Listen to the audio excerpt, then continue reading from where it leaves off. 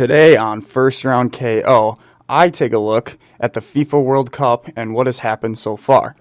I also discuss the MLB season so far and what teams have been performing or underperforming. And I preview the NBA draft for tomorrow night with my own NBA mock draft. Let's get it. Shock the system.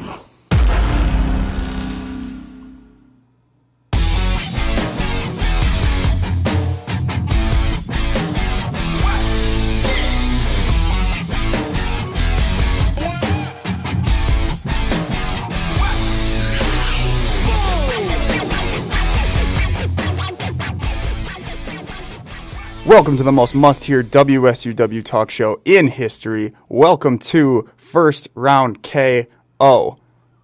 I am your host, KO, a.k.a. Howard J. Dingers, a.k.a. Jesus Aguilar Jr., a.k.a.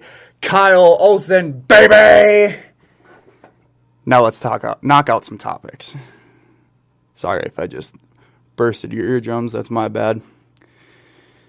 So we start today on this Hump Day Wednesday with the FIFA World Cup. The FIFA World Cup has actually been, I'm not a soccer fan, football, whatever you prefer to call it.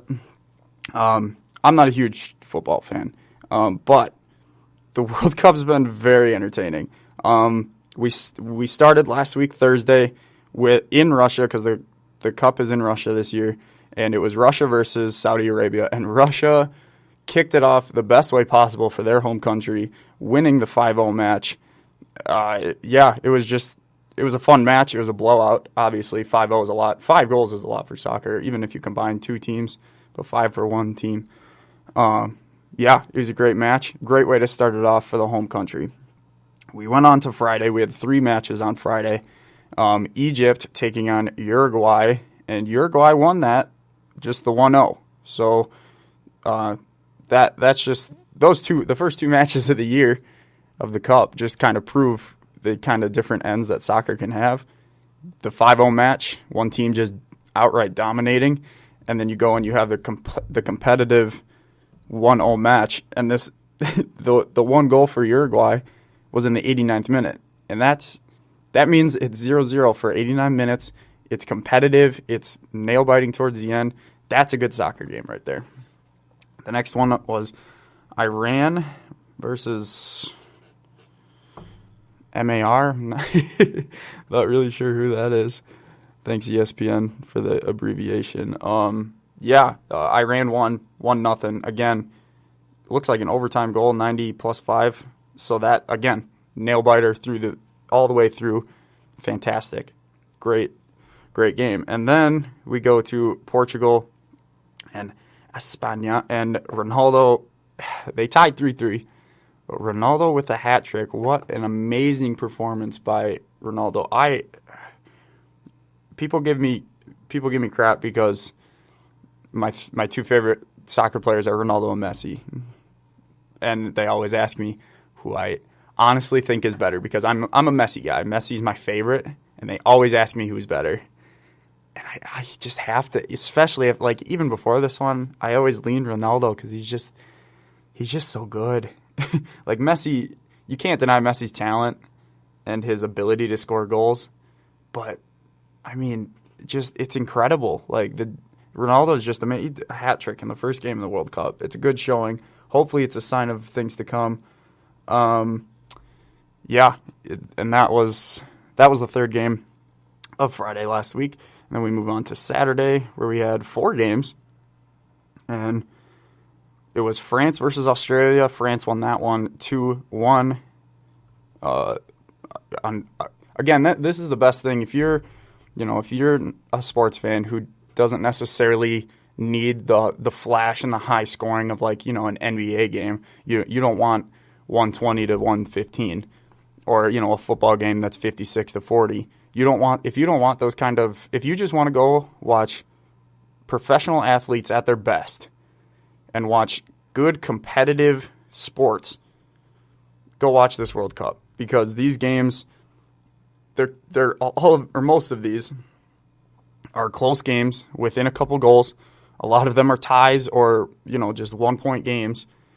one-goal games, and they're just entertaining. And they're nail-biting. The intensity builds towards the end of the game. It's just fun to watch. France beat Australia to kick off Saturday 2-1. And then we had Argentina versus Iceland. And this game, as a Messi fan, was very disappointing. Messi had a penalty kick towards the end of the game to win it. They tied 1-1, and Messi had a chance to win it, and he missed. And Messi doesn't miss penalty kicks very often. So it was a tough, it was a weird 2 days. You have Ronaldo going off and setting the pace for Portugal in the World Cup with a hat trick, 3 goals for his team. And then you have the other side of it, Messi coming out and missing his game-winning kick. It's tough. It's heartbreaking. It's tough. Messi. This is the one thing that they both need. They both need this World Cup win, and Messi's just coming up short. Hopefully he can take a step back from that and just say, hey, you know what? I'm fine. I'm still one of the greatest players in the world. I just need to take a step back, refocus, restart this whole thing, and get it going. So yeah, they tied, and then we had Peru and Denmark. Denmark won that 1-0, pretty early goal, but still, going 1-0 late into the game, that's still, you're wanting Peru to come back in that. You're wanting to see some competitive, you want to see a comeback, or you want to see, in some cases, which kind of stinks, with teams that aren't as experienced or as talented, they get up. I'm not exactly sure if this is the case. I'm not saying Denmark's not that good. This is just a general statement. You get these in soccer where some of these teams that aren't as talented or aren't as experienced, they go up 1-0, and then they play very, what's the word I'm looking for? Very drawing a blank. They're very precautious with the ball so they're not playing as aggressively. They're not looking to score again, really. They're playing more defensively and trying to just keep the ball away from Peru, making sure that they can't come back, and then that kind of takes away some of the action and makes the game not as interesting, especially if it's that early. This one was the 59th minute, so it wasn't too early, but that can happen a lot, and it does happen a lot, sadly, in soccer. But that's a whole other thing. So then we have Croatia beating Nigeria, I think. Again, thanks ESPN for the abbreviations and not the full names. That's cool. Croatia won 2-0, and that was Saturday for soccer. And then Sunday, World Cup, we had Siberia and again, they're killing me with this. CRC. I should have a different list up, or at least different. It's whatever. Siberia won that 1-0. 56th minute again. These are just entertaining games. And then the big game that everyone is talking about from this past weekend, we had Germany taking on Mexico. Now these, as my buddy Tom was talking about, I don't know if you guys listened Friday or Monday, but Tom was talking about how these two teams are obviously the best two in their group. Germany's the favorite going into this World Cup to come out and win it. They're just a very experienced, I think this team's younger than the last team that won it, but they're still a very experienced team, great coaching. They just play a different brand of soccer that's usually a winning formula for them. But Mexico, as Tom said, is their greatest challenge in this group. So the fact that they lost 1-0 isn't that big a deal, and especially because, like I was talking about earlier, so this goal happened for Mexico in the 35th minute. You then have Mexico who knows, okay, we're not as good as the other team, or the other team is experienced and they know what they're doing on the other side. They're going to try to come back. So now they're looking at, okay, we're up early. Now we just got to play keep away. Now we just got to make sure we got to play precautious and make sure that they don't get another goal. I'm not sure. I didn't watch the game, but from what I've heard, that's how the game worked. I don't know. But it's huge because that puts Germany at a disadvantage in this first round, losing the first game. And like Tom also explained, Germany doesn't need to panic. Germany is fine. They just need to go out and win their next two. Because this isn't a 5-0 loss like Saudi Arabia had. This isn't a blowout. This is a 1-0 loss to their best competition in the group. They're fine. They will be okay. Germany just needs to regroup, win the next two, and they'll be okay. We then had Brazil tying with Switzerland, and yeah, that wrapped up Sunday. Then we move on to Monday. Monday we had Sweden, and I would be a really big fan of Sweden if Zlatan was playing. I'm a very big Zlatan fan. I think he just oozes charisma. He's a very entertaining guy, and he's good. He's just good at soccer. We all saw what happened his first game in LA. It was just, he had 2 fantastic goals. He's just entertaining to watch, and he would have made Sweden a must-watch team. He would have made this World Cup a lot more entertaining. But, hey, Sweden, you know what? I think they're a little underrated without him, even, because they came out and they beat Korea 1-0 in the first match on Monday morning, and then we had Belgium beating Panama 3-0. And for soccer fans, that's an entertaining game, you know, a lot like the Russia game. That's a high, quote-unquote, high-scoring game for soccer. So all these games are entertaining, whether you like to see a lot of goals or you like to see close games. All of these games, there's going to be a game for you. Just you just got to wake up a little early because they're over in Russia. And then we had England beating Ton. These abbreviations are killing me. My geography grades are showing. Yeah, they beat them 2-1. Close game. And then we move on to Tuesday morning. Tuesday morning we had Japan beating Cole. I'm bad at this. I'm sorry, you guys. Japan 2-1, winning that game. And then Russia again, going up 2-0. They beat Egypt 3-1, and they are looking good in this first round of the World Cup.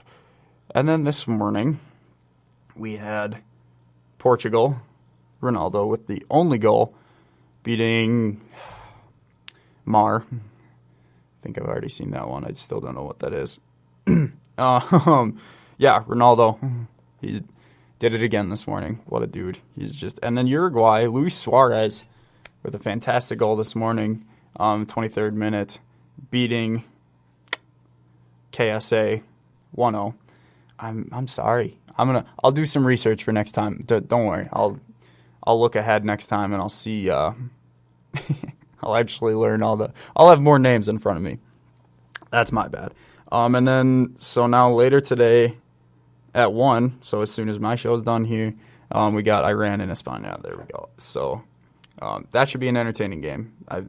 Most of these games are going to be entertaining, especially like I said earlier. If you like close games, if you're a fan of competitive athletes going at it for a full 90 minutes, they're just going to be entertaining and it's going to be fun to watch. So go check out the World Cup. That's where we are so far. You know, when we get closer to the end of the World Cup, when we get further into these rounds, I'm going to have Tom and a couple other my soccer fan buddies on, and we're gonna have a huge discussion about it. I'm gonna let some actual people who know what they're talking about talk about it. But I'm gonna start watching. I need to watch. Like I said, I'm gonna take my own advice. These games are gonna be entertaining to watch. So enough about the World Cup. Let's move on to Major League Baseball. The MLB season, we're coming up.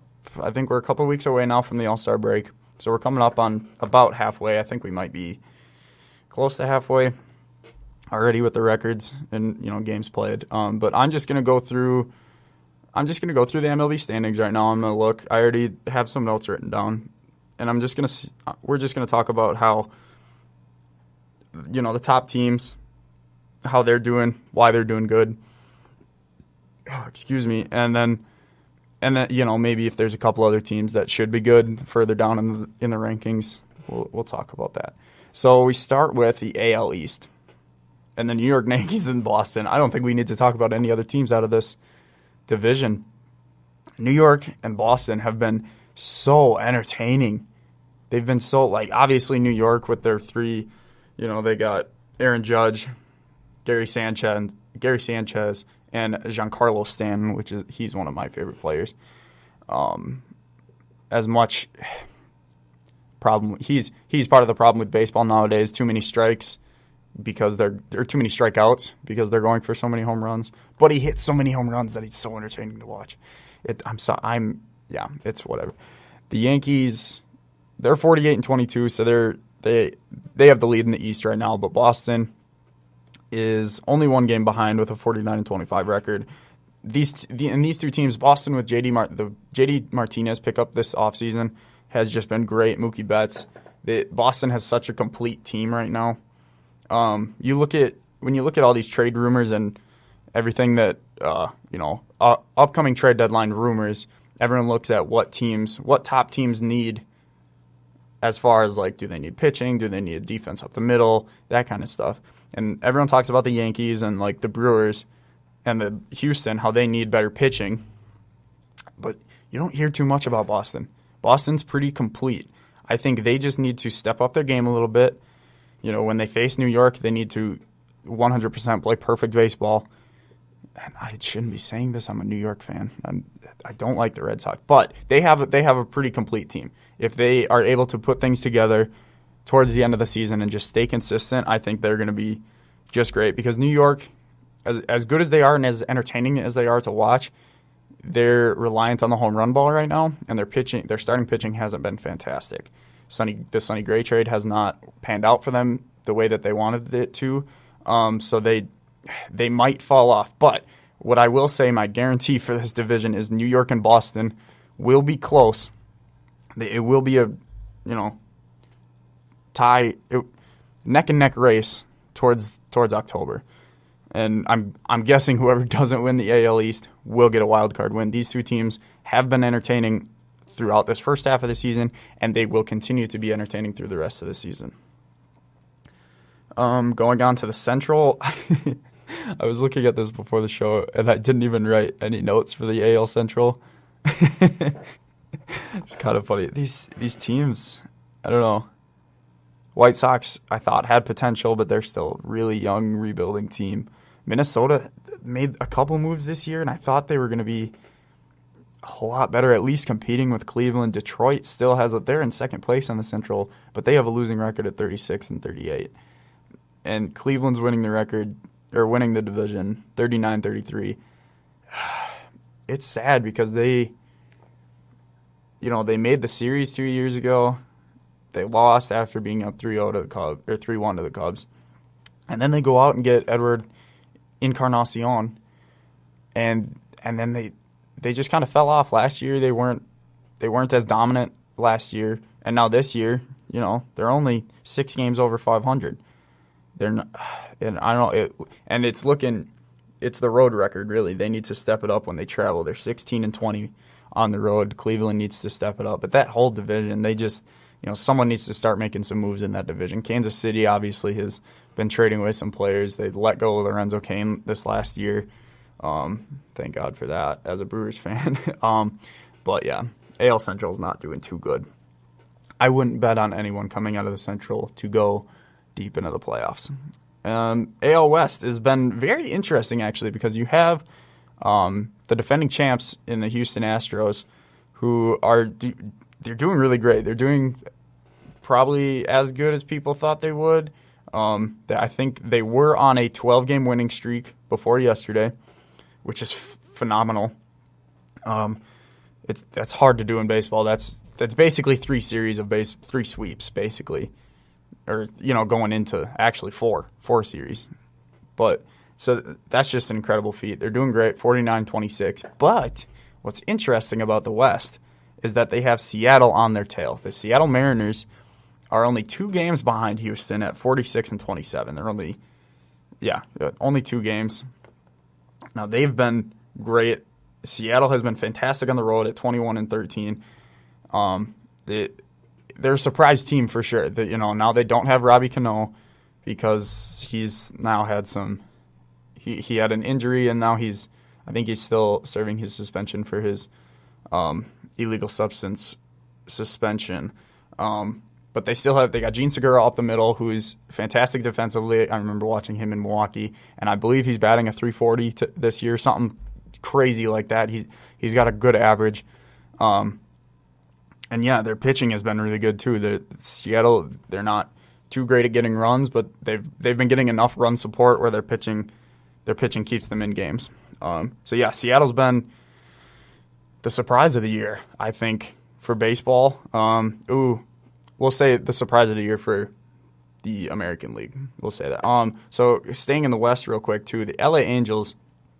I'll come back to them towards the end of the show because that's part of my one last thing. But the LA Angels should be a lot better, and not just necessarily. They have a lot of talent on their team, but I think they have such a star in Mike Trout that they need to be surrounding him with more talent, with more stars. I think they're letting him down.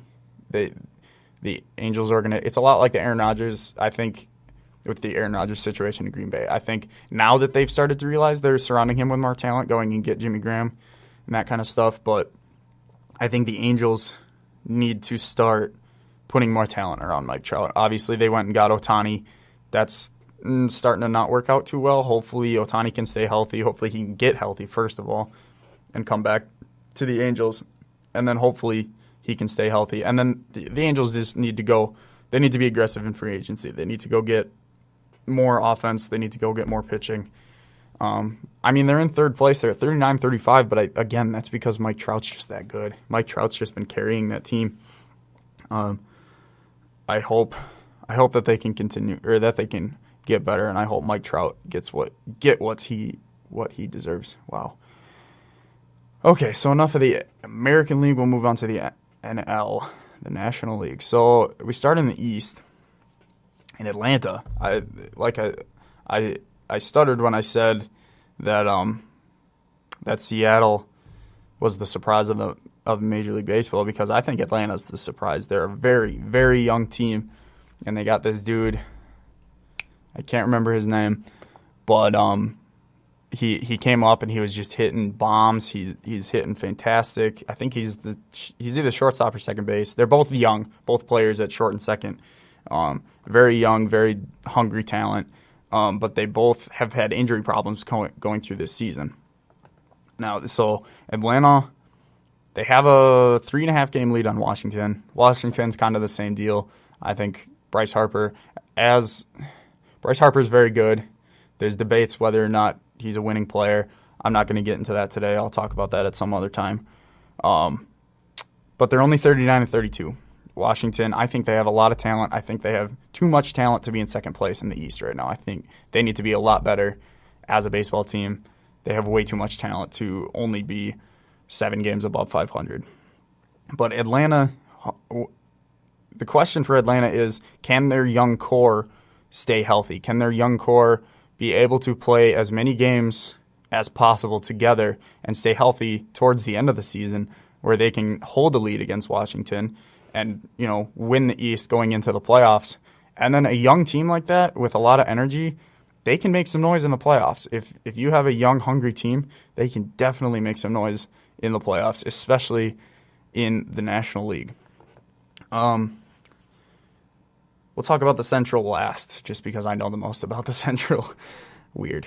It's almost like my team's in the Central. So the West, the National League West, we have Arizona and LA Dodgers fighting for the number one position in the West. The Dodgers are a game and a half back of Arizona. Arizona at 40-33. They're split at home. That's Arizona's. They could be a better team right now. They both should be a lot better. I have written in my notes. Both of these teams have the talent. Much like Washington, they have the talent to be a lot better. But both of their road records, they're terrible. Like, their home records are really good at 23-16 and then 20-19. But then, Arizona's 500 on the road. They're 17-17. And then LA is 18-15. They both need to figure out how to travel.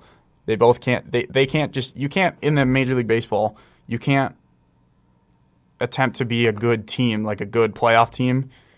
You need to, without winning, you can't just be comfortable in your own stadium. You have to be able to travel, go to other stadiums, and be able to take home field from them. You have to take series in other people's ballparks. You can't just win at home. Like, obviously, it's easy to win at home, most teams have winning records unless you're San Diego or Cincinnati at home or Colorado. Wow, Colorado's not doing it. Colorado. Holy crap. Colorado, this is kind of interesting. For a hitter's ballpark, and they have a lot of hitters on that team, they're 12 and 20 at home. That's bad. But Colorado is 23 and 18 on the road. That's interesting. For a team that has as many good hitters as Colorado and a hitter's ballpark like that, the atmosphere in Colorado, balls travel a lot farther and a lot faster. You would think that team would be better at home. That's super interesting. Back to LA and Arizona, though. These teams need to step it up. In Arizona now, apparently they're in the running. They're going to try hard to get Manny Machado, which would be a fantastic upgrade. He would help that a lot. He would definitely help the road because he's just used to he's used to more ballparks than a lot of these young Arizona dudes. But I think Arizona has the pitching in place with Zach Greinke as their centerpiece, and they have a lot of good players they have a lot of good players. They have the talent as well as LA and Washington. They have the talent to be better. So it's not good to see them only 7-4 games ahead or above 500. They're better than that. And so and if you are those two teams and you don't finish as good as you want to towards this end of the season, if you don't improve, you start to look at management. You kind of have to. It's silly to sit here and think that, a team with a winning record has to look at management. But when you have that kind of, especially in Washington, when you have that kind of talent, you got to figure out how to put it all together and win games. And end of the conversation with that. The NL Central. Obviously, my Milwaukee Brewers are in the NL Central, so I have been following this division very closely, and I am happy to report that as of today, the Brewers have the lead over the Chicago Cubs in the Central, only by half a game, and we took it back after yesterday. The Brewers are 43 and 30, which is awesome. 13 games above 500. I love that. It makes me real happy to read that.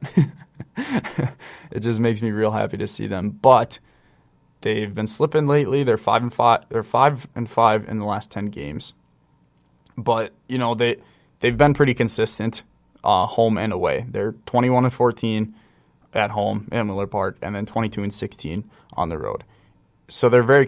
It's not like Colorado where they're terrible in one place and really good in one. You have to be able to travel, like I'm talking about with Arizona and LA. You have to be able to travel, go places, and Milwaukee's been able to do that.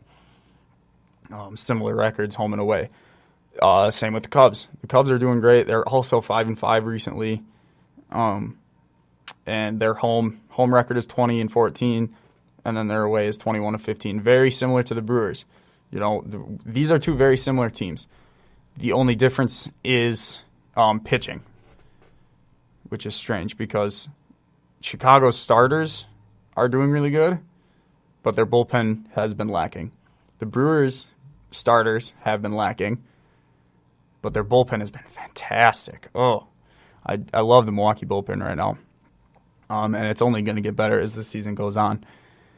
And so it's going to be interesting coming up trade deadline-wise what each team does. The Chicago Cubs, I keep hearing rumors that they're trying to get more position players. I don't think they need it, though. I think their offense and their lineup and their defense are pretty set in the way that they are. They got Javi Baez, who's fantastic at second, Bryant and Rizzo in their corners. They're going to be good there. And Russell is a very good shortstop. He's very underrated at shortstop. I like him as a talent. He's going to be fine. And their outfield, they've got a lot of different moving pieces in the outfield. I think the Cubs need to focus on their bullpen because their starters are so good, but their bullpen comes in and loses a lot of games. So that's where Chicago needs to focus. Milwaukee needs to go get a starting pitcher. I hope they keep Freddie Peralta up. They called Freddie Peralta back up from AAA yesterday, and they sent down, I think it was Boone Logan to AAA. I'm not exactly sure, but calling Freddie Peralta up is going to be a big move, and I hope that they keep him up because his first game, I believe he no-hit through 6 innings, which is great for his rookie debut. I think that was on Mother's Day, too. It was on some sort, I don't remember. It was a big day, some holiday. But then they sent him right back down. I didn't like that move at all. I thought you have this young pitcher who just did really good in his debut. Why not keep him in this, shaky rotation? So yesterday when I saw that they called him back up and they put him back in the rotation that he was going to start yesterday, I was very excited to see that. And again, he proved me right. He proved me and Kyle right. This dude is a baller. He pitched 6 innings. He only allowed 2 hits. He had 7 strikeouts. No earned runs. He shut out Pittsburgh. We're in Pittsburgh right now. Yeah, it was just a great game. And Freddie Peralta, I think he's a baller. I hope we keep him in the rotation right now. So that's what the Brewers need to do, though. They keep Freddie Peralta in the rotation. I'm not exactly sure who we move out.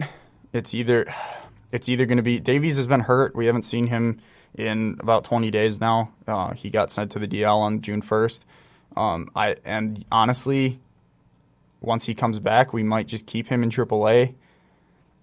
It's sad to say. I like Zach Davies a lot. He's got a lot of potential, and he's got really good location, but for some reason this year it hasn't been working for him.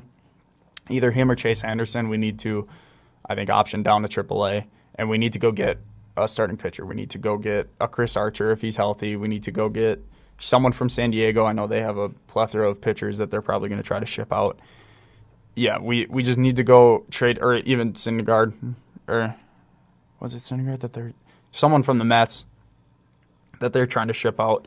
The Brewers just need to go get a starting pitcher because if we have, if Peralta can stay dominating in his rookie year, if Junior Guerrera and Yolis Chacin can stay consistent through this season because they've started off really well, and then if we can go get someone who can be a solid guy in the rotation, that helps out. That strengthens the rotation and it helps out the bullpen so that they don't have to always come in and, they can still come in and dominate, but they don't have to come in as much. And that's going to help tremendously because if you give this bullpen rest and give them, time to rest so that they don't have to pitch as much, they're going to be even more dominant than they already are. But yeah, so right now I still have Houston's my favorite to come out of the American League. Like I said, New York's a little too dependent on the home run. Their pitching hasn't been great, and they strike out a little too much. So I don't see New York getting there this year. Boston very well could, but they haven't been putting it together yet. So as of right now, I see Houston, staying consistent, getting back, the defending champs getting back to the World Series. But watch Seattle in that same division. I think Seattle's putting something special together. But yeah, I have Houston. I have Houston as a lock out of the AL. So then the only question is, who wins the NLCS? Who wins the National League Championship Series?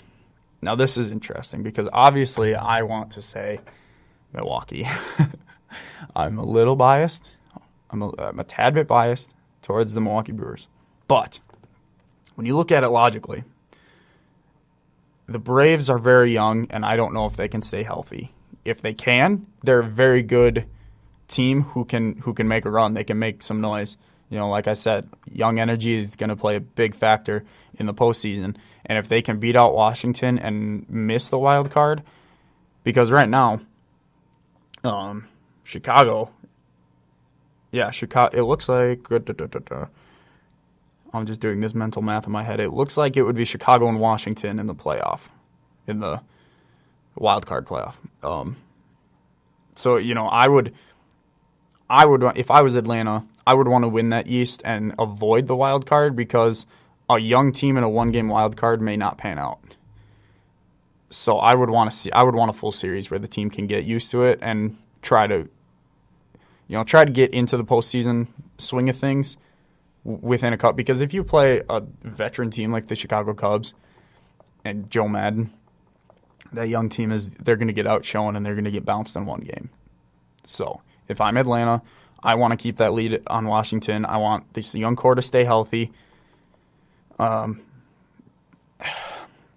really do believe like Arizona's a good pick to come out of NL too, but I'm going to say it because I really think Milwaukee, after this offseason, I think they're really gearing towards this is the time, and this is when we need to do it. I think they're going to be aggressive before the trade deadline. I believe that they're going to go get a starting pitcher, a good starting pitcher. It's going to add to our rotation. I think Freddie Peralta is going to be fantastic. And I think this offense stays. Oh, man. I'm going to say it. You know what? Houston versus Milwaukee. That's my World Series. Lock it down. I'm putting my money on it right now. Houston versus the Astros Brewers. I think that's going to be our World Series game. I really do think this Milwaukee team will stay consistent. They have the veteran leadership of Lorenzo Cain now. They have Christian Yelich, who carries himself like a veteran. And, yeah, I think this offense is just good enough. Jesus Aguilar has been fantastic lately. He had all 3 RBIs in the win last night. So, and I like that they're throwing Eric Thames in the outfielder mix and the first baseman fix so that we still get Jesus Aguilar at first. We still get Braun and Yelich in left and right, but we also have Thames in left and right now too. Kind of stinks for Domingo Santana, but he hasn't been doing great this year, because he hasn't been playing. That's a whole nother story. I'm locking it in. Brewers, Astros, World Series. How do you like that? Oh, boy. That's going to come back to bite me probably. Okay. Moving on from Major League Baseball, we now go into NBA. Tomorrow night, we have the NBA Draft. The 2018 NBA Draft coverage starts at 7 Eastern, so 6 here, 6 Central. It's in New York. It's going to be on ESPN. I'm definitely going to watch because there's a decent amount of talent in this draft. A lot of young talent, a lot of one and dones, which I'm not a huge fan of at all. But I think this draft is going to be something special. I really do. I think a couple of these players have potential to be big stars. But yeah, let's go in. So I'm going to give my NBA mock draft. I just want to start off by saying I got to give props to. Obviously, this is their job, so they get to spend a lot more time on it than I do. But I got to give props to anyone who does a mock draft because I went through and I only did 10 picks, 11 picks. You'll see. But because it's hard, especially the top 10, I knew about, I know about 15 of these players, the top 10, and then a couple outside the top 10. But it's really hard to go through all 30 teams and to know what their needs are, how ready they are, how willing they are to leap for a player who may not be as NBA ready, blah, blah, blah. There's a lot that goes into this. So doing 30 picks, I can't. And some people do like a couple different 5, 8 mock drafts. It's crazy. Props to them, whoever does them. It's very difficult, but they have a lot more time than I do. I have another job. This isn't my job, so it's whatever. So here's my NBA mock draft. The first pick is Phoenix. Now, here's the way I looked at it. The Phoenix Suns have a good young tandem in Josh Jackson and Devin Booker. So I wouldn't mess around with anyone small, especially at this first pick, because the best 3 players, I would argue that the best 3 players in this draft are big guys.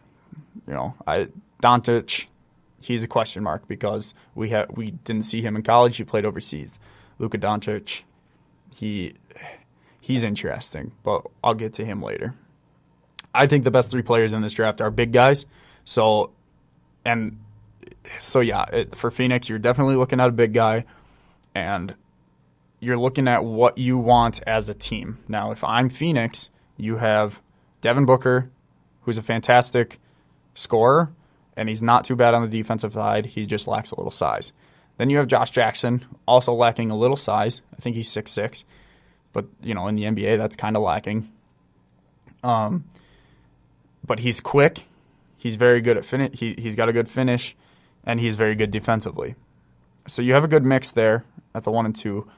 If I'm Phoenix, I'm going to look at a big man who can score and who's the most NBA ready right now to mesh with Devin Booker and Josh Jackson. And I believe that the best big man who is the most NBA ready and who I think Phoenix should pick number 1 tomorrow night is Marvin Bagley Jr. out of Duke. This dude, anyone coached by Coach K is going to be NBA ready. They probably tell him early on in the season, hey, I'm probably only going to stay 1 year. Can you kind of prep me for the NBA? Can you get me ready for that kind of environment? And I'm sure he helps them. He wants his players to have the best future outside of Duke.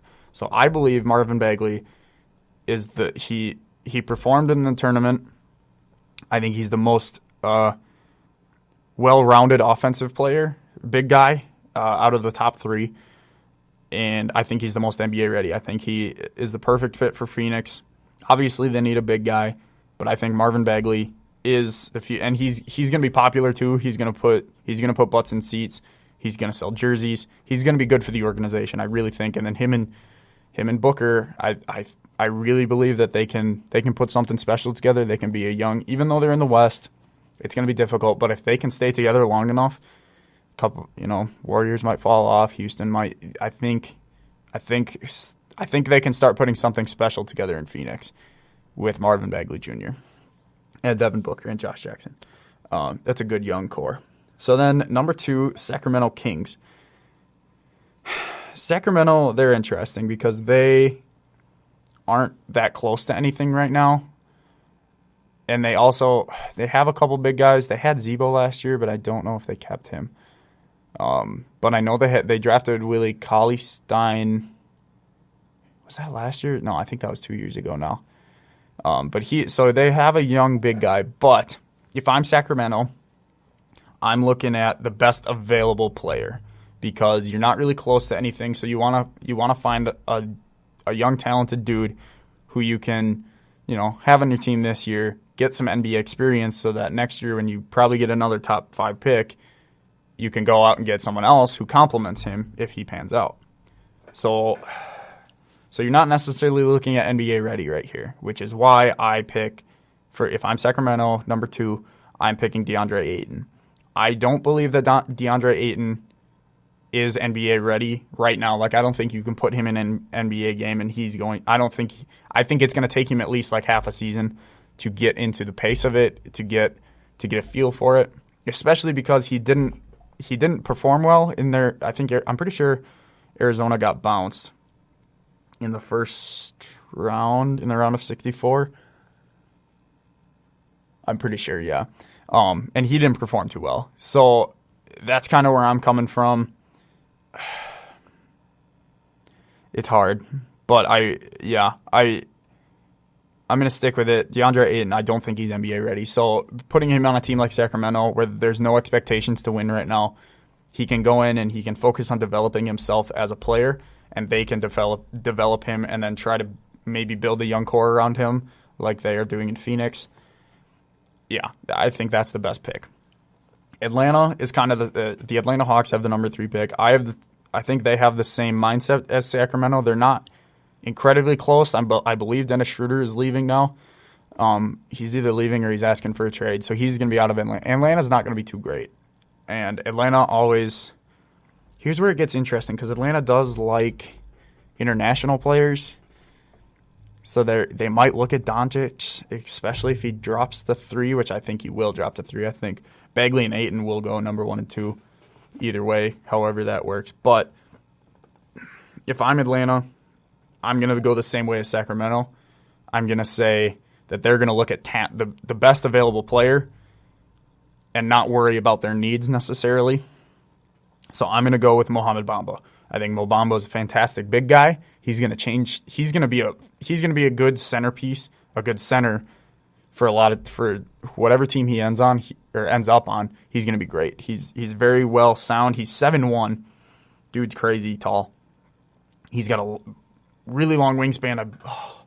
I want to say it's close. I think it's like 7'11", 7'10" wingspan. Dude's, it's almost 8 feet. So he's going to be a menace on the defensive glass. He's going to be blocking. He's going to be rebounding everything that comes his way. And if he polishes that, his offense isn't terrible either. I almost want to say that his offense is more NBA ready than Ayton. But Ayton, I think once he gets NBA ready, he'll probably be a better offensive player than Bamba, which is why I would take him before.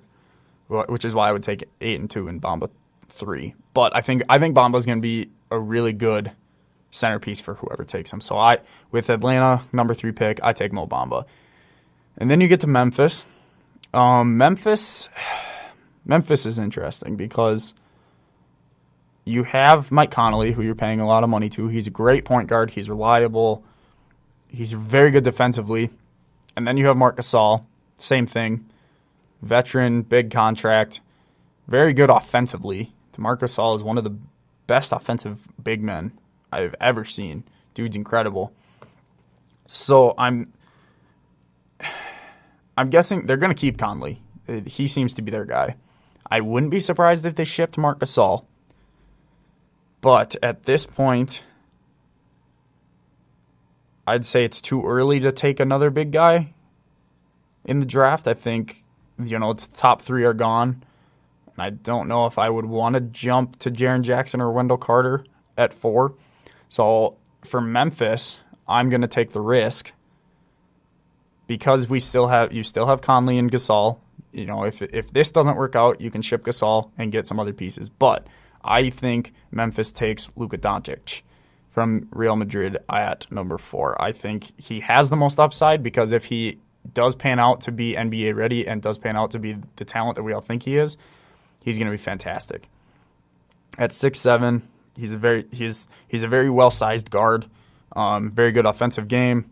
I think he could be good for them, but I think he's a very risky pick, which is why I think he drops to number 4 to Memphis. I think it's a good pick in the middle. They don't need a big man. They don't need a point guard. I think it's good to go get a shooting guard, small forward in Luka Doncic. Dallas is kind of the same way, although I'm trying to think of who they even have at point guard. Dallas has not been the best team lately, but they have. Dallas has always been, when I think of Dallas, obviously you think of Dirk Nowitzki, but I also think in the past couple of years they've had some pretty solid 3s and 4s. I think they value that position a lot. And I think if you can get a good talent at that position, you can definitely build around them pretty easily. You can go get some guards who aren't necessarily needing to, they don't need the ball as much. So I think with Dirk, I don't know what Dirk's going to do. If he stays, this would be really good for this pick because then he can mentor him. I think at number 5, Dallas takes Mikal Bridges out of Villanova. I think Bridges is going to be a really good small forward in the NBA. I think he's going to be very good defensively and offensively. He's going to be one of those two-way players. I don't think he's going to be as good as Kawhi Leonard. I doubt it. Kawhi's a once-in-a-lifetime athlete, but he can be something like Kawhi Leonard. He's going to be very good on both sides of the ball. So I think if Dirk stays, he can kind of mentor Mikal Bridges, kind of get him in the NBA-ready mindset. I think Dallas takes him at number 5. Number 6, Orlando. They need to go keep Aaron Gordon, and if they can do that, they have Eric Gordon, and they have this other dude that they drafted last year, and I don't remember his name now, and it's going to kill me. But he's good. He's a shooter. Yeah, that's going to kill. Isaac. His last name is Isaac. But yeah, I think Orlando needs a big guy right now. Ever since they lost, or no, they still have Vucevic, but still, I think Vucevic can play 4 or 5, and I think this guy, at number 6, I think Orlando picks Jaren Jackson Jr. out of Michigan State because he can also play the 4 or 5. So you can just put in Vucevic and Jaren Jackson, and then they can play both the 4 and 5 at the same time. I think he'd be a very good addition to that Aaron Gordon Vucevic combination, and then that just creates a big team, a big roster, and I think it's the best pick for Orlando. I think he's probably one of the best fits too, because he's very like Vucevic. He's unlike Vucevic, he's more defensive minded than offensive. So I think he's a very good pairing with Vucevic in Orlando. At number 7, we got Chicago. I think they take Wendell Carter Jr. I think Wendell Carter out of Duke, he's a good big man. You don't want to take a point guard because they've invested a lot into Zach LaVine. Hopefully he can stay healthy. And now they have, I can't think of his name either. Really tall foreign dude who's really good at shooting. I think he broke one of Curry's threes record this year. I don't remember. He's fantastic too. So I think if you're Chicago, you need to go get a big man because you haven't had a good big man since Joakim Noah. So I believe they need to go get Wendell Carter Jr. out at Duke. He's going to be a good center at 6'10". He's going to be solid. He's defensive. And because he's from Duke, he's going to be NBA ready. Chicago doesn't necessarily need someone who's NBA ready, but it's going to help, especially with a younger core like Lauri Markkanen. I'm really happy that I just remembered that. With Lauri Markkanen and Zach LaVine, he doesn't necessarily need to be NBA ready because those two are also young, but it'll help. It'll help that young core. I think it'll be good for them. Chicago takes Wendell Carter. Cleveland, and yes, Michael Porter Jr. is still on the board because I believe he's going to drop down. There's been some issues with Michael Porter. He only played a couple games. There's not a big sample size to see what he did in college. I think he's going to be fantastic, but that's the reason he drops down so far. I think Cleveland takes him at 8 because that's a perfect pick for Cleveland. Because if LeBron stays, you have a good young piece to play with in Michael Porter Jr. But if LeBron leaves, you have a new star to build your team around in Michael Porter Jr. He's gonna play for a long time. He's gonna be a really good player. I think he has more. The risk and reward are there, which is why that's why he falls down so far. But I think it's worth it because I think the upside is going to outweigh the downside. I really do. I think Michael Porter's going to be really good. And I believe that LeBron's leaving, so I think this is the safest pick for Cleveland because obviously no one can replace LeBron James. Let's get that out of the way. But I think he's a good fit in Cleveland too. He's a good piece to now with a LeBron-less team to now build your team around. I think Michael Porter goes at 8 to Cleveland. And number 9 in New York, joining up with Porzingis with the Knicks, I think they take Trae Young. And I think that's going to be an explosive offense with Trae Young, and he's going to learn a lot from Porzingis. He's going to love playing with Porzingis. He's going to love New York, and I think they're going to start building something special there. I think this is where they turn it around. When they take Trae Young, he's gonna put butts in seats. He's going to sell jerseys, and I think he's going to be a really good player with Porzingis. Number 10, Philadelphia. Obviously, Markelle Fultz has not been working out. Hasn't worked out in his first year. Too injury prone. His shot is very so inconsistent. If you haven't seen it, go look up this video of Markelle Fultz shooting in practice. Every shot he shoots is different, and he misses all of them. A couple air balls. It's terrible. Markelle Fultz is a bust. I will say that right now. He's not. If he is good, he'll be a decent piece at shooting guard coming off the bench. I think Philadelphia needs to go get a point guard, even though Ben Simmons. I think they can run a good kind of 2-point guard system with Ben Simmons, even though Ben Simmons is basically a center. I think he brings up the ball a lot, but I think he shares the ball with Colin Sexton, who I think is such a good player. He's fantastic. He's young, but he can learn a lot from Joel Embiid. JJ Redick, obviously, who's a veteran, he can teach him a lot. And Ben Simmons, I think they'd be very good for a young player like Colin Sexton, who's coming out after only 1 year of college.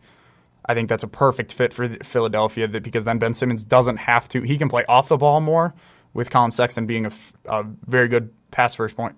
I don't think he's necessarily pass first. He passes, and especially on this team, he's going to pass more than he's going to shoot.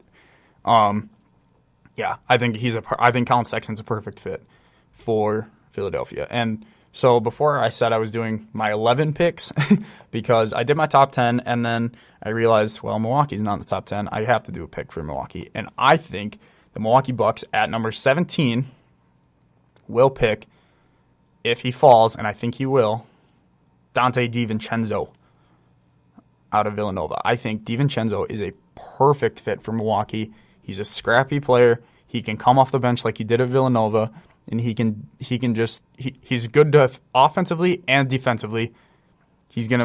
And he adds that 3-point shot off the bench for Milwaukee. He adds scoring off the bench for Milwaukee, and he adds the scrappy nature that kind of, he's got like the Delhi feel almost to him, but he's got an offensive game.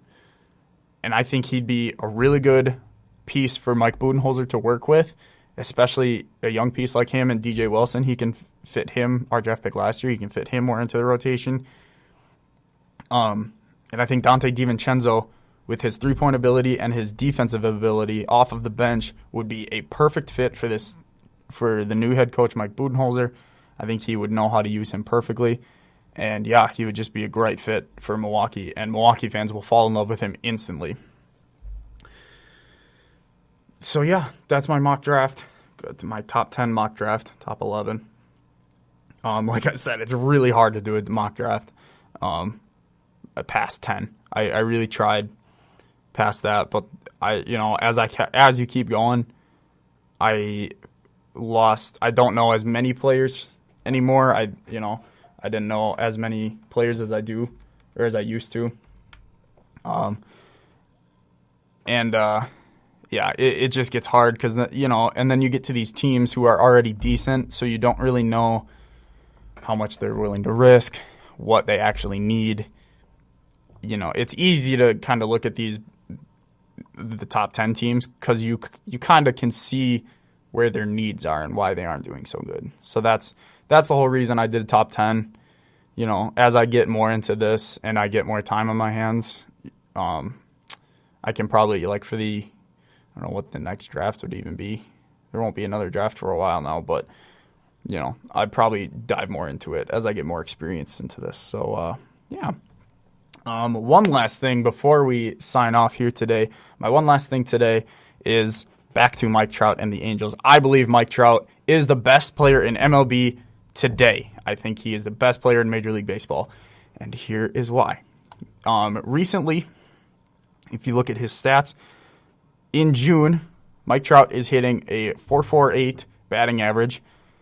That's just crazy. Over his last 8 games, he's .696, which that's freaking fantastic, which means, yes, in his last 8 games, Mike Trout has been on base out of his 36 plate appearances. 36 plate appearances, he has been on base 28 times. That means only 8 times in his last 8 games has he not been on base. That's 1 time a game. That's ridiculous. Those are ridiculous stats. And listen to this one. So Chris Davis I believe they're talking about Chris Davis over on Baltimore. If Mike Trout were to go 0 for 400 at his next 400 at-bats, 0 for 400, he would still have a higher OPS than what Chris Davis currently has right now.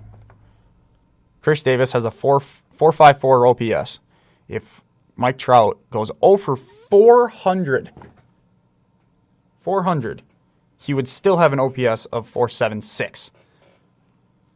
That's ridiculous. Mike Trout he puts up ridiculous numbers. It's just crazy. I love it. His projections, he's on pace this season. If he keeps up his pace right now, he's on pace for 188 hits, 140 walks, 92 extra base hits, 50 home runs, 131 runs, 105 RBIs. If you go 100 home runs and 100 RBIs, fantastic. 28 steals, almost 30-30. I think he'll get more than 30. And right now he has a batting average of 335. And that's very solid. I think a solid batting average right now is about 300. So 335 is great. I think Mike Trout is the best player in Major League Baseball today. I think the Angels need to capitalize on his talent. But that's it for me today, guys. Thank you all. Thank you, everyone, for listening. My show is live every Monday, Wednesday, and Friday from noon to 1 on WSUW 91.7 The Edge. I will record every show and make it available to listen via podcast on YouTube. Just search First Round KO, subscribe, and shoot me a comment. Let me know you're listening. Yeah, remember, you miss 100% of the shots that you don't take. So go shoot your shot. See you Friday. Sitting on the dock, and I'ma reel it in. Begging, please, don't make me feel this again. Things are getting eerie like the lake that's down in Michigan. Had a good year, kinda tired, where the Michelin. At the finish line, go get the checkered flag.